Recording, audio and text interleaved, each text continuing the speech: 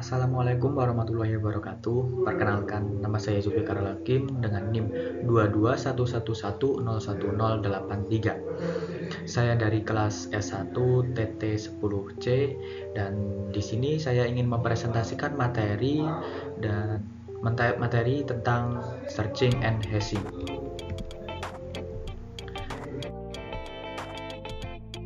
Searching dan hashing. Yang pertama saya akan membahas tentang searching algoritma.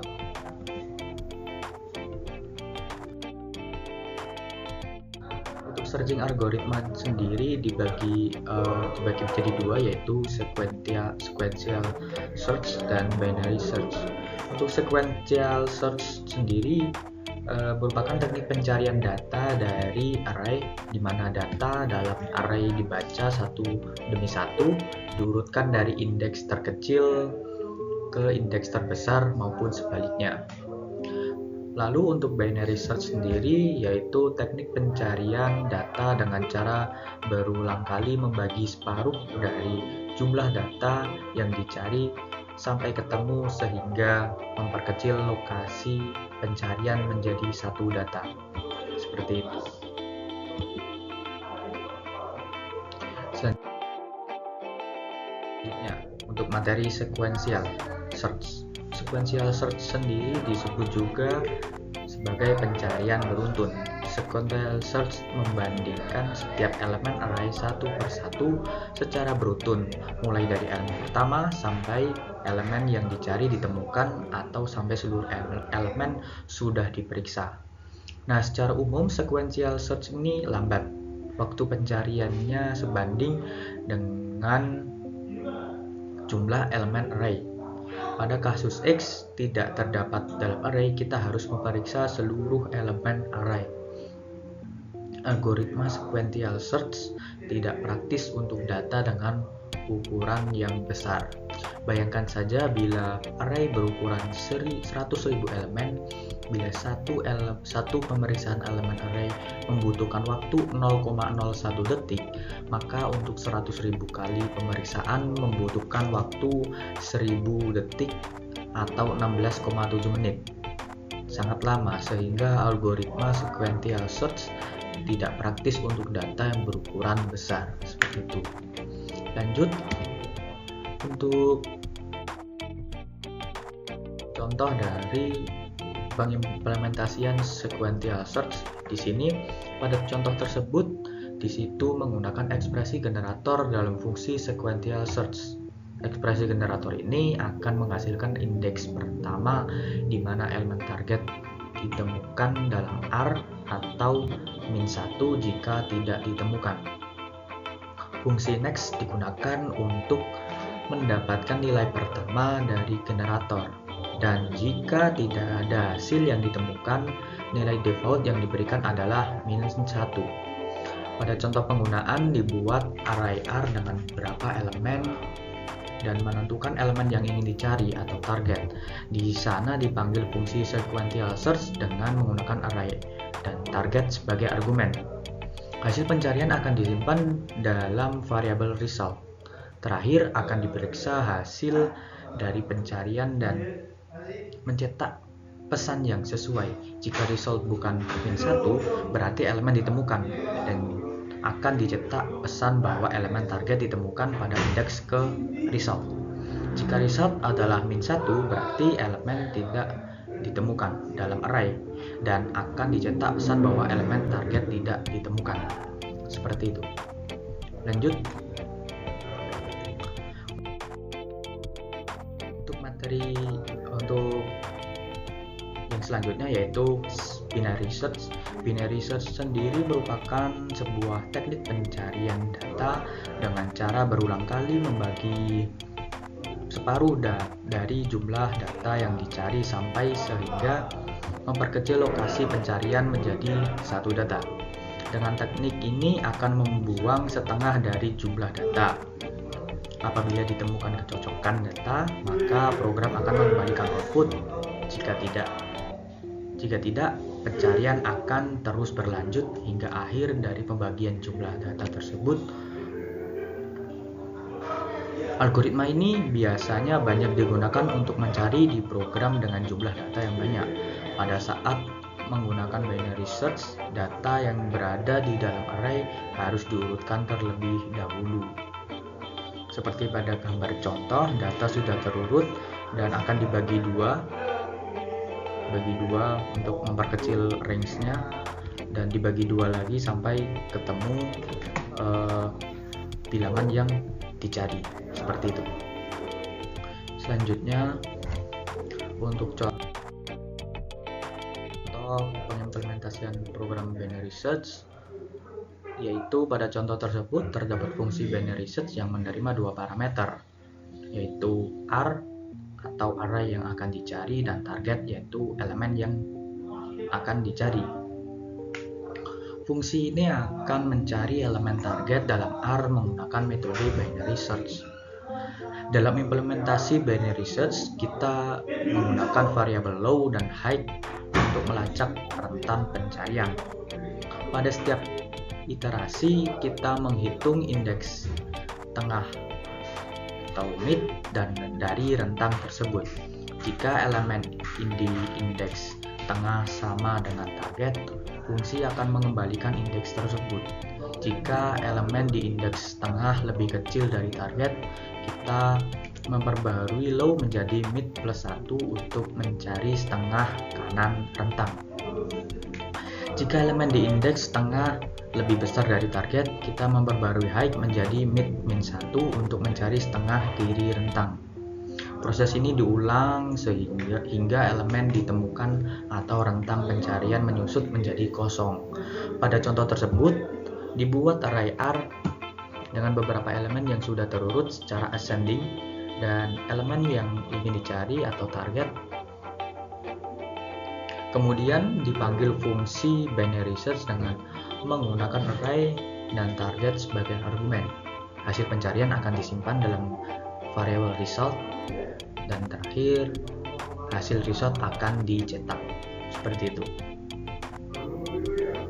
Seperti yang tampak pada contoh, array targetnya adalah 1, 2, arraynya 1, 2, 4, 5, 7 dan targetnya 5, dan akan dicari. Setelah dicari, elemen 5 ditemukan pada indeks ketiga, yaitu 0, 1, 2, 0, 1, 2, 3 gitu. Lanjut untuk materi yang kedua, yaitu hashing algoritma. Untuk hashing algoritma sendiri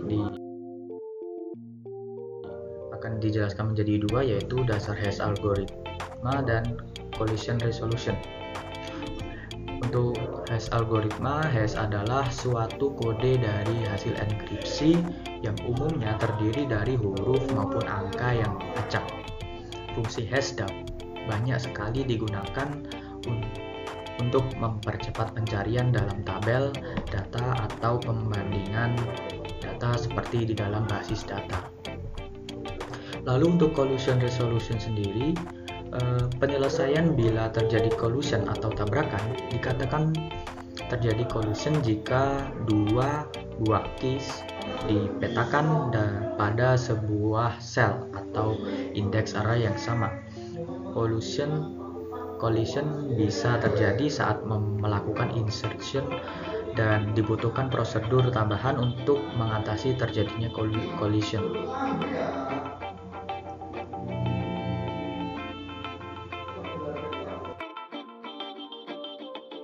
Untuk yang pertama, hashing algoritma.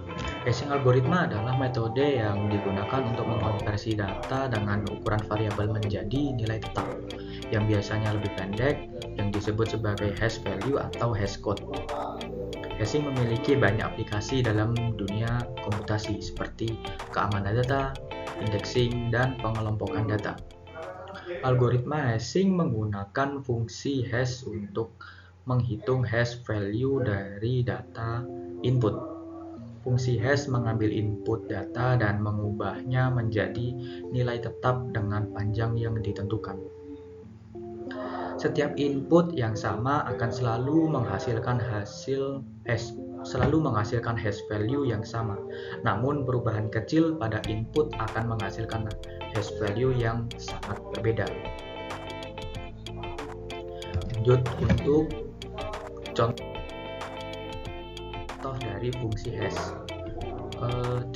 Pada contoh tersebut menentukan nilai item yang akan di hash yaitu 25, dan ukuran tabel hash yaitu ukuran tabelnya 11. Di sini akan dipanggil fungsi hash dengan menggunakan nilai item dan ukuran tabel hash sebagai argumen. Nilai hash akan dicetak menggunakan perintah print. Dalam contoh ini, hasil pencetakan akan menampilkan nilai hash dengan angka 25 dalam tabel hash dengan ukuran 11. Nilai hash tersebut diperoleh dengan melakukan operasi 25 di sisa bagi 11 yang menghasilkan nilai hash 3, karena 25 dibagi 11 menghasilkan sisa 3. Seperti itu.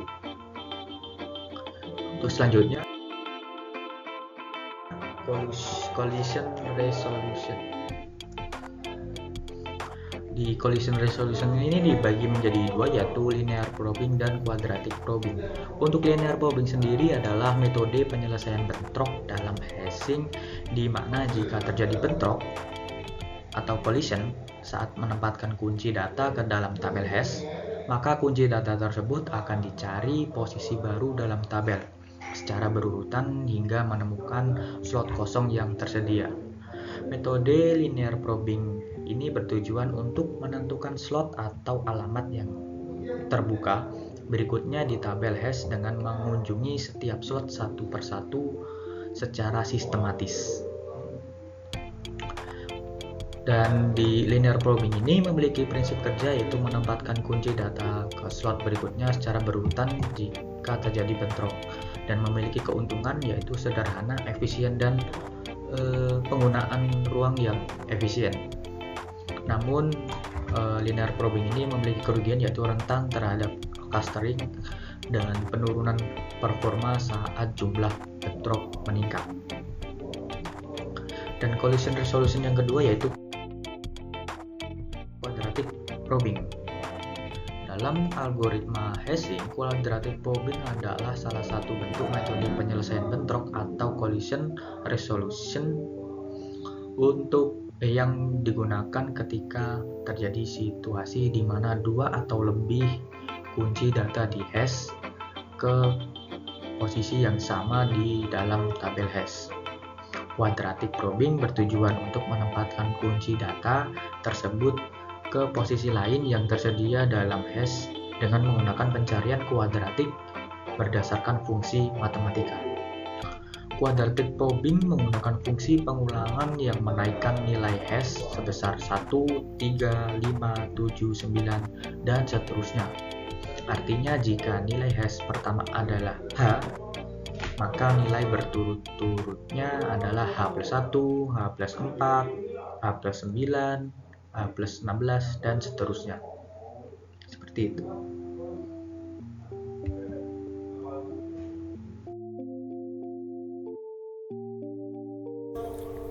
Ya, di sini saya akan mendemonstrasikan contoh program menggunakan binary search. Dan di sini saya akan membuat contoh program binary search untuk mencari nama karyawan dan ID karyawan. Ya, yang dimulai dari yang pertama, saya akan membuat fungsi dari binary search itu sendiri.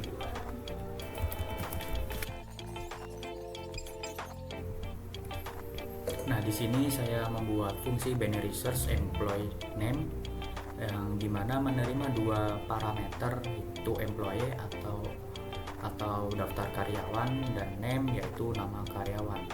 Nah, di sini akan melakukan pencarian biner atau binary search dalam daftar karyawan berdasarkan nama, dan mengembalikan objek nama karyawan tersebut jika ditemukan dan akan none jika tidak ditemukan.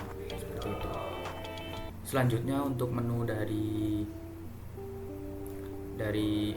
program yang akan saya buat, yaitu akan ada 3 menu, yaitu untuk menu cari karyawan, tambah karyawan, dan hapus karyawan. Akan saya buat dulu satu persatu. Nah, selanjutnya untuk menu yang pertama, yaitu untuk menu print employee. Untuk fungsinya dari print employee itu sendiri adalah menerima satu parameter, yaitu employee atau objek karyawan. Nah, di sini akan mencetak informasi ID dan nama dari karyawan tersebut. Selanjutnya saya akan membuat menu untuk menambahkan karyawan. Nah, selanjutnya untuk fungsi dari add employee atau untuk menambahkan karyawan, di sini akan menerima 3 parameter, yaitu karyawan, employee atau daftar karyawan, nama dari karyawan, dan ID. ID-nya next ID, yaitu ID akan dibuatkan otomatis oleh sistem dan membuat objek karyawan baru dengan ID dan nama yang diberikan. Menambahkan objek karyawan baru ke dalam daftar karyawan. Seperti itu. Selanjutnya saya akan membuat menu ketiga, yaitu untuk menu menghapus karyawan. Nah, selanjutnya untuk menu ketiga, yaitu dari fungsi delete employee atau untuk menghapus karyawan. Nah, di sini akan menerima 2 parameter, yaitu employees dan name. Untuk employees yaitu daftar karyawan, dan name yaitu nama karyawan yang akan dihapus. Nah, di sini akan melakukan pencarian linear dalam daftar karyawan untuk dicari karyawan dengan nama yang sesuai. Jika karyawan ditemukan, karyawan tersebut akan dihapus dari daftar, dan mengembalikan true jika karyawan ditemukan dan dihapus, atau false jika karyawan tidak ditemukan. Nah, selanjutnya yaitu saya akan membuat fungsi main atau fungsi utama untuk tampilan awalnya.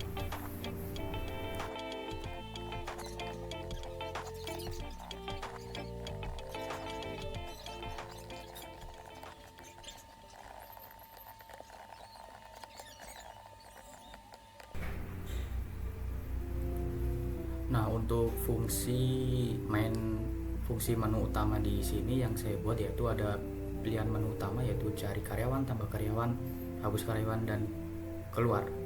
Untuk yang pertama yaitu pilihan untuk cari karyawan.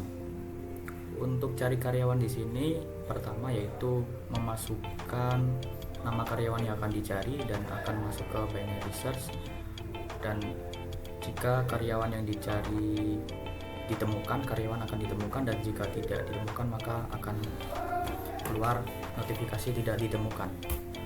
Nah, untuk selanjutnya untuk tambah karyawan, ditambah karyawan ini akan ditanyakan terlebih dahulu berapa karyawan yang ingin ditambahkan. Setelah dimasukkan berapa karyawan yang ditambahkan, maka akan masuk ke input, masukkan nama karyawan. Setelah nama diinput, akan ada pemberitahuan karyawan dengan nama yang dimasukkan dan dengan ID yang telah dibuat secara otomatis oleh sistem berhasil ditambahkan. Nah, selanjutnya yang ketiga yaitu hapus karyawan. Untuk hapus karyawan ini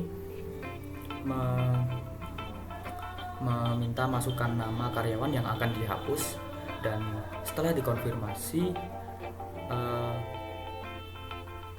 program ini akan menanyakan apakah Anda yakin ingin menghapus, dan jika iya maka karyawan dengan nama yang akan dihapus tersebut berhasil dihapus, dan jika tidak jika tidak ada nama tersebut maka nama karyawan tidak ditemukan, dan jika tidak jadi konfirmasi maka penghapusan karyawan dibatalkan. Nah, selanjutnya jika memilih 0 dan di sini 0 maka akan masuk ke keluar dari menu dan selesai. Terima kasih. Seperti itu.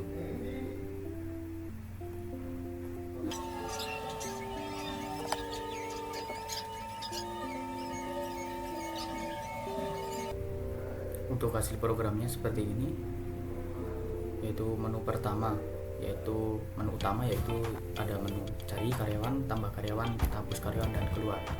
Yang pertama, karena karyawan belum ada data karyawan, jadi akan saya tambahkan terlebih dahulu untuk 2, dan ini akan ditanyakan berapa karyawan yang ingin ditambahkan.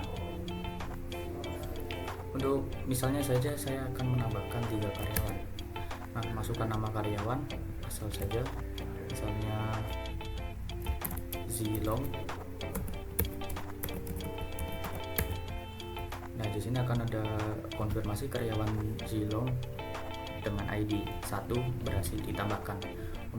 Karena saya tadi menambah berapa karyawan yang ingin ditambahkan ada 3, jadi akan menanyakan lagi karyawan. Nah, misalnya saja Nana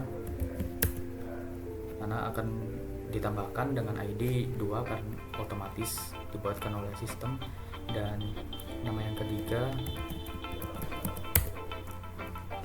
karena sudah 3 nama ditambahkan maka akan masuk ke menu utama lagi.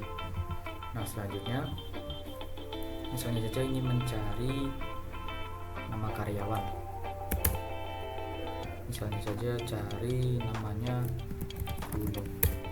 Nah, Bruno ini tidak ditemukan karena tidak ada Bruno, karena yang saya tambahkan tadi Bruno dengan B besar dan ini yang saya cari adalah dengan B kecil, jadi karyawan tidak ditemukan. Misalnya lagi Nana seperti ini. Nah, Nana ada ditemukan dengan ID 2 dan nama Nana. Nah, misalnya kita ingin menghapus karyawan, yaitu pilih 3, masukkan nama karyawan yang akan dihapus, yaitu misalnya Nana. Apakah Anda yakin menghapus? Iya. Nah, karena ada nama Nana di daftar karyawan, maka karyawan berhasil dihapus. Untuk membuktikan kita cari saja Nana. Nah, karyawan tidak ditemukan karena sudah dihapus tadi. Setelah itu jika ingin keluar tinggal 0, keluar, selesai. Terima kasih. Selesai.